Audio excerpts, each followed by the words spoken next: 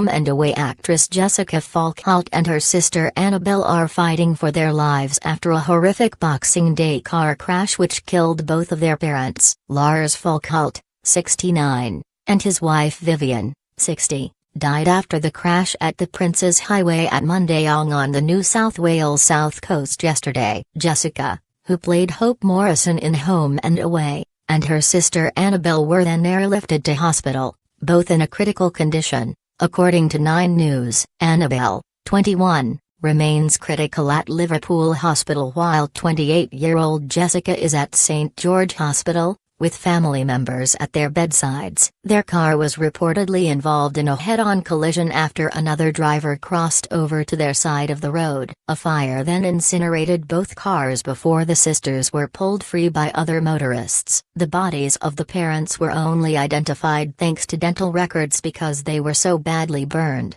SBS reports. Police have also explained that they are investigating the behavior of the driver of the other car, Craig Anthony Whitall. The 50-year-old from Mulladola died in the crash, but officers were struggling to confirm whether he was using his phone before the devastating collision, the Daily Telegraph reports. The paper also reported that a Toyota Prado driving in the opposite direction, thought to be Whittall's, crossed over the road and hit them head-on just south of the Sussex Inlet. Darren Collier saw the crash from his car and helped emergency services free the women. He told The Australian he was still shaken by the accident. "The injuries on the 2 girls will be something I won't forget in a long time," he said. Witnesses and police pulled the 2 women from the wreckage as the vehicles were engulfed in flames. Jessica appeared as Hope Morrison on Home and Away in 2016. And also on Underbelly, Badness and in Stage Blaze. She also starred in the supernatural thriller Harmony,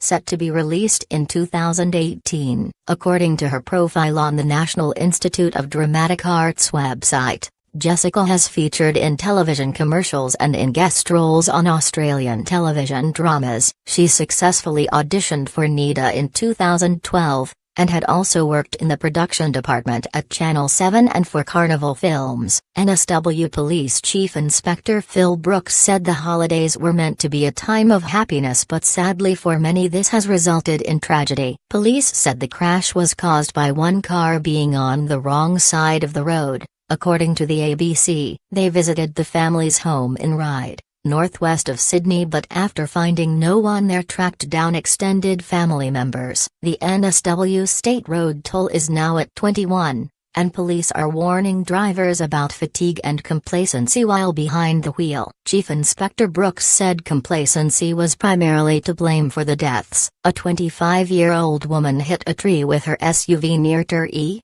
and a 23-year-old woman was killed when she fell out of a Jeep and hit a road sign at Peak Hill. Other holiday road toll victims included a 63-year-old man who died when his car left the road near Port Macquarie, while a 42-year-old man was killed when his Ford Falcon hit a parked truck at Emu Plains in western Sydney. Chief Inspector Brooks said 11 of the deaths were caused by vehicles turning off the road. More than half of these have involved single-vehicle runoffs either into a tree or a telegraph pole, sadly killing that driver and/or their passenger, which is an indicator to us that fatigue is the most likely outcome in these very sad and tragic events this close to Christmas, he said. So far in 2017, 873 people have died on the roads in New South Wales, 12 more than at the same time in 2016. In the lead-up to New Year's Day, 600 patrol vehicles and 1,354 police officers will be on the roads in New South Wales. Police have given out 13,500 fines for speeding, and almost 19,000 for other traffic offences. Out of 433,000 random breath tests, 739 people are facing the courts in the new year, Chief Inspector Brooks said. Luckily for those drivers, they get to go home to their family, but for the 21 lives lost so far, their families will no doubt be feeling the pain and suffering of losing a loved one this close to Christmas.